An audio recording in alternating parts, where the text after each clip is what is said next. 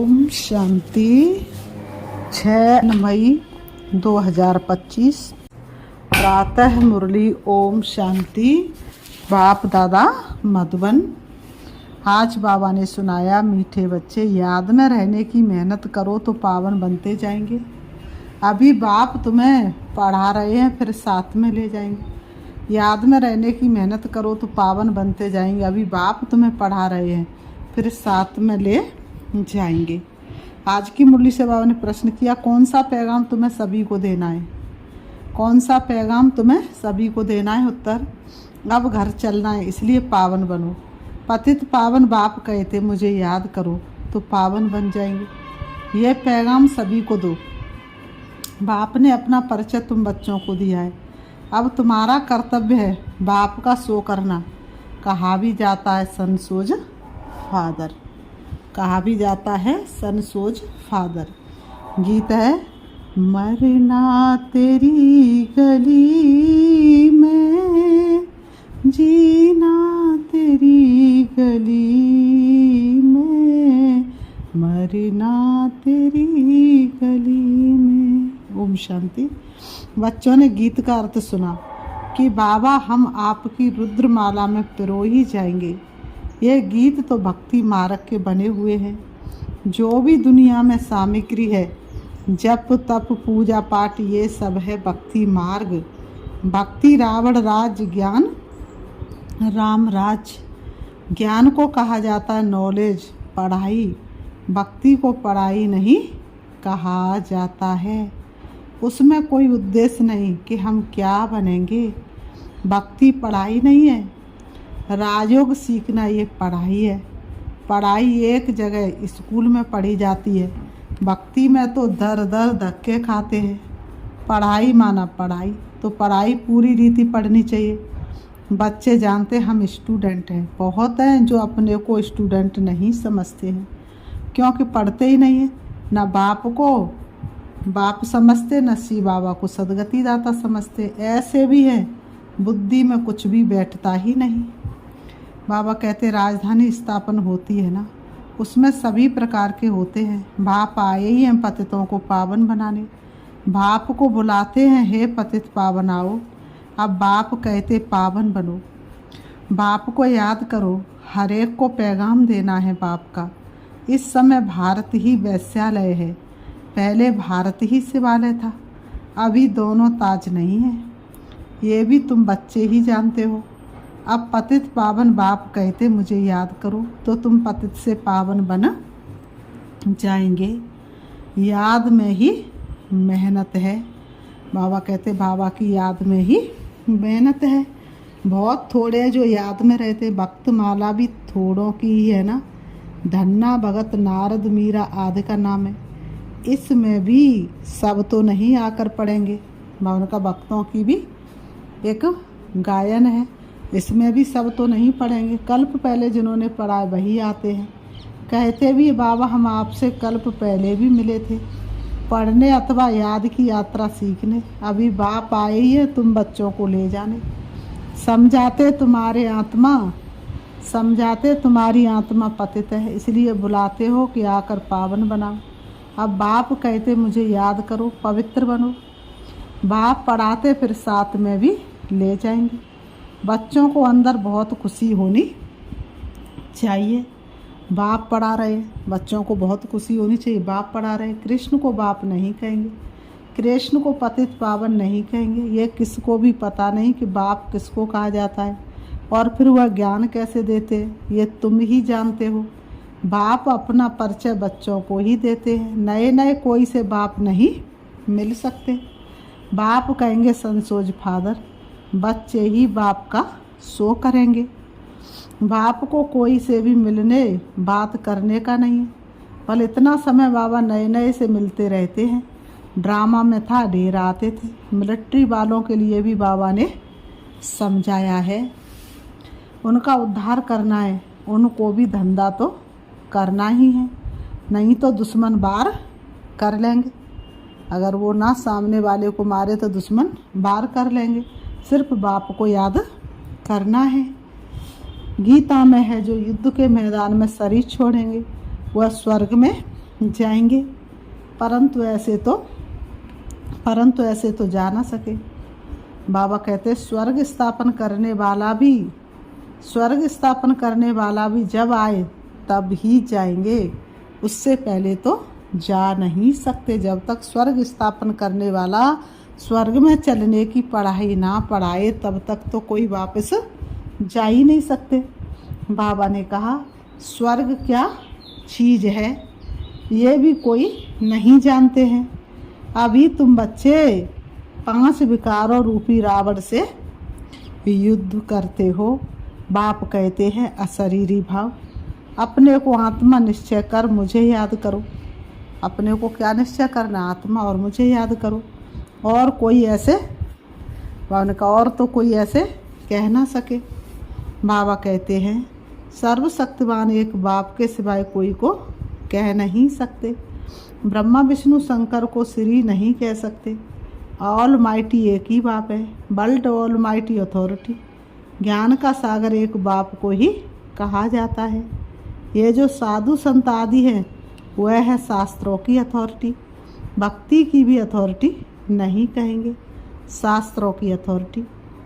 उन्हों का सारा मदार शास्त्रों पर है। समझते भक्ति का फल भगवान को देना है। भक्ति कब शुरू हुई कब पूरी होनी है ये कोई को पता ही नहीं। भक्ति कब शुरू हुई और भक्ति कब पूरी होनी ये तो किसी को पता ही नहीं है। भक्त समझते हैं भक्ति से भगवान राजी होगा। भक्त समझते हैं भक्ति से भगवान राजी होगा। भगवान से मिलने की इच्छा रहती है, परंतु वह किसकी भक्ति से राजी होगा? जरूर उनको ही भक्ति करेंगे, जरूर उनकी ही भक्ति करेंगे तब तो राजी होगा ना। तुम शंकर की भक्ति करो तो बाप राजी कैसे होगा? क्या हनुमान की भक्ति करेंगे तो बाप राजी होगा?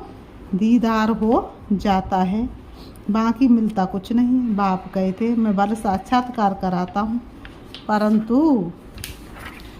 परंतु ऐसे नहीं कि मेरे साथ आकर मिलेंगे। नहीं, तुम मेरे साथ मिलते हो। भगत भक्ति करते हैं भगवान से मिलने के लिए। कहते पता नहीं भगवान किस रूप में आकर मिले। भक्त कहते पता नहीं भगवान किस रूप में आकर मिले, इसलिए उसे कहा जाता है ब्लाइंड फेथ। अभी तुम बाप से मिले हो, जानते हुए निराकार बाप जब शरीर धारण करे तभी अपना परिचय दे कि मैं तुम्हारा बाप हूँ। 5000 वर्ष पहले भी तुमको राज्य भाग्य दिया था, फिर तुमको 84 जन्म लेने पड़े। बाबा कहते ये सृष्टि चक्र फिरता ही रहता है। द्वापुर के बाद ही दूसरे धर्म आते हैं, अपना अपना धर्म आकर स्थापन करते हैं। इसमें कोई बड़ाई की बात नहीं। वो आए परम धाम से अपने सेक्शन से, उनके पीछे उनके अनुयायी आ गए, बस 2 बातें सुनी और बस बन गए, क्योंकि है ही उस धर्म की आत्मा। बड़ाई किसकी भी नहीं। ब्रह्मा की बड़ाई तब है जब बाप आकर प्रवेश करते, नहीं तो ये धंधा करता था। इनको भी थोड़े ही पता था मेरे में भगवान आएंगे। ब्रह्मा बाबा को पता था क्या कि मुझ में भगवान अब प्रवेश करेंगे? बाप ने प्रवेश कर समझाया है कि कैसे मैंने इनमें प्रवेश किया, कैसे इनको दिखाया मेरा सो तुम्हारा, तुम्हारा सो मेरा। देख लो, बाबा ने दिखाई स्वर्ग की बात सही, बोले ये तुम्हारी और तुम्हारा जो है वो मेरा। तुम मेरे मददगार बनते हो अपने तन मन धन से, तो उनकी एवज में तुमको ये मिलेगा। बाप कहते हैं मैं साधारण तन में प्रवेश करता हूँ जो अपने जन्मों को नहीं जानते, परंतु मैं कब आता हूँ कैसे आता हूँ ये किसको भी पता नहीं है। अभी तुम देखते हो साधारण तन में बाप आए हैं, इन द्वारा हमको ज्ञान और योग सिखला रहे हैं। ज्ञान तो बहुत सहज है। नरक का फाटक बंद हो, स्वर्ग का फाटक कैसे खुलता है ये भी तुम जानते हो। नरक का गेट कैसे बंद होता है और स्वर्ग का गेट कैसे खुलता है ये भी तुम बच्चे जानते हो। द्वापुर में रावण राज्य शुरू होता है, अर्थात नरक का द्वार खुलता है। नई और पुरानी दुनिया को आधा आधा में रखा जाता है। तो अब बाप कहते हैं मैं तुम बच्चों को पतित से पावन होने की युक्ति बताता हूँ। बाप को याद करो तो जन्म जन्मांतर के पाप नाश हो जाए। इस जन्म के पाप भी बताने हैं। याद तो रहते हैं ना, क्या पाप किए हैं, क्या क्या दान पुण्य किया है, इसको अपने छोटेपन का पता है ना। बाबा कहते श्री कृष्ण का ही नाम है सांवरा और गोरा, श्याम सुंदर। उनका अर्थ कभी कोई की बुद्धि में नहीं आएगा। नाम श्याम सुंदर है तो चित्र में काला बना दिया है। रघुनाथ के मंदिर में देखेंगे वहाँ भी काला, हनुमान का मंदिर देखो तो सबको काला बना दिया है। ये है ही पतित दुनिया। अभी तुम बच्चों को ओना फिक्र है कि हम सांवरे से सुंदर बने, उसके लिए तुम बाप की याद में रहते हो।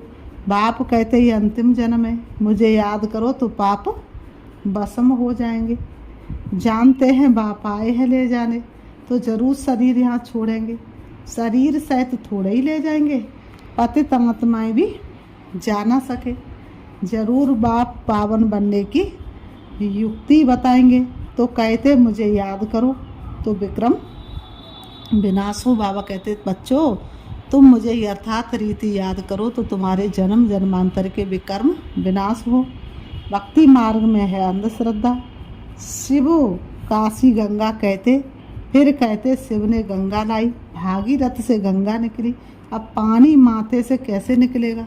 बाबा कहते अब पानी माथे से कैसे निकलेगा? भागीरथ कोई ऊपर पहाड़ पर बैठा है क्या जिसकी जटाओं से गंगा आएगी?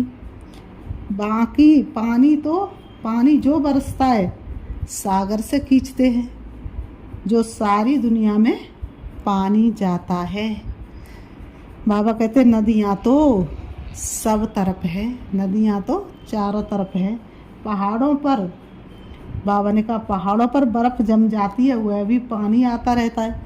पहाड़ों पर बर्फ़ जम जाती है और वही पिघल के पानी आता रहता है। पहाड़ों के अंदर गुफाओं में जो पानी रहता है वह फिर कुओं में आता रहता है, वह भी बरसात के आधार पर है। बरसात ना पड़े तो कुएं भी सूखे जाते हैं। कहते भी है बाबा हमको पावन बनाकर स्वर्ग में ले आ जाओ। आशी स्वर्ग कृष्णपुरी की है, विष्णुपुरी का किसको भी पता नहीं है। श्री कृष्ण के मुरीद कहेंगे जहाँ देखो कृष्ण ही कृष्ण। श्री कृष्ण के जितने भक्त होंगे तो क्या कहेंगे? जहाँ देखो कृष्ण ही कृष्ण। अरे जबकि परमात्मा सर्वव्यापी है तो क्यों नहीं कहते जिधर देखो परमात्मा ही परमात्मा, कृष्ण ही कृष्ण क्यों कहते हो? बाबा कहते हैं परमात्मा के मुरीद फिर ऐसे कहते ही वह सब उनके ही रूप है। बाबा कहते वही ये सारा लीला कर रहे हैं।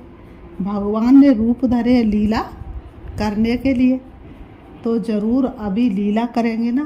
परमात्मा की दुनिया स्वर्ग में देखो वहाँ गंद की कोई बात नहीं होती। यहाँ तो गंद ही गंद है। और फिर यहाँ कह देते परमात्मा सर्वव्यापी है, परमात्मा ही सुख देते हैं। बच्चा आया सुख हुआ, मरा तो दुख होगा। अरे भगवान ने तुमको चीज़ दी फिर ली, तो इसमें तुमको रोने की क्या दरकार है? सतयुग में ये रोने आदि का दुख होता नहीं। मोहजित राजा का दृष्टांत दिखाया है, ये सब है झूठे दृष्टांत, उनमें कोई सार नहीं है। सतयुग में ऋषि मुनि होते नहीं, और यहाँ भी ऐसी बात हो नहीं सकती। ऐसा कोई मोहजित राजा हो नहीं सकता। भगवान वाच यादव कौरव पांडव क्या करते भाई, तुम्हारा बाप से योग है। बाप कहते मैं तुम बच्चों द्वारा भारत को स्वर्ग बनाता हूँ। अब जो पवित्र बनते वह पवित्र दुनिया के मालिक बनेंगे। कोई भी मिले उनको ये बोलो भगवान कहते हैं मामेकम याद करो, मेरे से प्रीत लगाओ और कोई को याद ना करो। यह है अव्यभिचारी याद। यहाँ कोई जल आदि नहीं चढ़ाना है। भक्ति मार्ग में ये धंधा आदि करते याद करते थे ना। भक्ति मार्ग में धंधा आदि करते याद करते थे ना। गुरु लोग भी कहते हैं, गुरु लोग भी क्या कहते हैं? मुझे याद करो। कोई कोई तो अपना लॉकेट बना करके ही दे देते हैं, और कोई कोई वक्त तो गुरु का ही लॉकेट गले में डाले रहते हैं। अपने पति को याद नहीं करो। तुम बच्चों को कितनी बातें समझाते हैं। मूल बात है कि सभी, बाबा का मूल बात क्या है कि सभी को बाप का पैगाम दो। बाबा कहते मामे कम याद करो, जीत लिया दिल बाबा, तूने प्यार हमें करके अपना बनाया बाबा, दुलार हमें करके। बाबा माना ही भगवान। भगवान तो निराकार है, श्री कृष्ण को सब भगवान नहीं कहेंगे। कृष्ण तो बच्चा है, शिव बाबा इसमें ना होता तो तुम होते क्या। शिव बाबा ने इन द्वारा तुमको एडॉप्ट किया है। हे प्राणों के प्राण के तेरे हम पर बड़े एहसान कि तूने प्रभु से मिला दिया, अपना बनाया है। ये माता भी है पिता भी है। माता तो साकार में चाहिए ना, वह तो है ही पिता। तो ऐसी ऐसी बातें अच्छी रीति धारण करो। बाबा कहते हैं ऐसी ऐसी बातें अच्छी रीति धारण करो। तुम बच्चों को कभी भी किसी बात में मूझना नहीं है, पढ़ाई को कभी नहीं छोड़ना है। कई बच्चे संग दोष में आकर रूठ कर अपनी पाठशाला खोल देते हैं। संग दोष में आकर रूठ के पाठशाला खोल देते हैं। अगर आपस में लड़ झगड़ कर जाए अपनी पाठशाला खोली तो मूर्खपना है। रूठते हैं तो पाठशाला खोलने के लायक नहीं है। बाबा कहते रूठते अगर टीचर से तो पाठशाला खोलने के लायक नहीं। वह देह अभिमान तुम्हारा चलेगा ही नहीं, क्योंकि बुद्धि में तो दुश्मनी है तो वह याद आएगी। कुछ भी किसको समझा नहीं सकेंगे, ऐसे भी होता है। जिसको ज्ञान देते हैं वह तीखे चले जाते हैं, खुद गिर पड़ते हैं। खुद भी समझते मेरे से उनकी अवस्था अच्छी है। पढ़ने वाला राजा बन जाए और पढ़ाने वाला दास दासी बन जाते हैं, ऐसे ऐसे भी हैं। पुरुषार्थ कर बाप के गले का हार बनना है। बाबा जीते जी मैं आपका बना हूँ। बाप की याद से ही बेड़ा पार होना है। बाप की याद से ही क्या होना, बेड़ा पार होना। फिर बाबा कहते अच्छा मीठे मीठे सिखी लते बच्चों प्रति माता पिता बाप दादा का याद प्यार और गुड मॉर्निंग। रूहानी बाप की रूहानी बच्चों को नमस्ते, और हम रूहानी बच्चों की रूहानी बाप दादा को याद प्यार और नमस्ते नमस्ते नमस्ते। धारणा के लिए मुख्य सार नंबर 1, कभी किसी बात में मूझना नहीं है। बाबा कहते कभी किसी बात में मूझना नहीं है। आपस में रूठ कर पढ़ाई नहीं छोड़नी है। दुश्मनी बनाना भी देह अभिमान है। संग दोष से अपनी बहुत बहुत संभाल करनी है। पावन बनना है। अपनी चलन से बाप का सो करना है। नंबर 2, प्रीत बुद्धि बने एक बाप की अविचारी याद में रहना है। प्रीत बुद्धि बने एक बाप की अविचारी याद में रहना है। तन मन धन से बाप के कार्य में क्या बनना है, मददगार बनना है। आज की मुरली से वरदान दिया बाबा ने, न्यारे और प्यारे बनने का राज जानकर राजी रहने वाले राजयुक्त भव। न्यारे और प्यारे बनने का राज जानकर राजी रहने वाले राजयुक्त भव। स्पष्टीकरण, जो बच्चे प्रवृत्ति में रहते न्यारे और प्यारे बनने का राज जानते हुए सदा स्वयं भी स्वयं से राजी रहते हैं, प्रवृत्ति को भी राजी रखते हैं। साथ साथ सच्ची दिल होने के कारण साहिब भी सदैव उन पर राजी रहता है। ऐसे राजी रहने वाले राजयुक्त बच्चों को अपने प्रति व अन्य किसी के प्रति किसी को काजी बनाने की ज़रूरत नहीं रहती। ऐसे बच्चों को बीच में किसी का फैसला लेने की ज़रूरत नहीं रहती, क्योंकि वह अपना फैसला अपने आप कर लेते हैं। इसलिए उन्हें किसी को काजी वकील या जज बनाने की ज़रूरत ही नहीं। आज की मुरली से बाबा ने स्लोगन दिया है, सेवा से जो दुआएं मिलती हैं वह दुआएं ही तंदुरुस्ती का आधार है। सेवा से जो दुआएं मिलती हैं वह दुआएं ही तंदुरुस्ती का आधार है। अव्यक्त सारे रूहानी रॉयल्टी और प्योरिटी की पर्सनैलिटी धारण करो। रूहानी रॉयल्टी और प्योरिटी की पर्सनैलिटी धारण करो। जैसे स्थूल शरीर में विशेष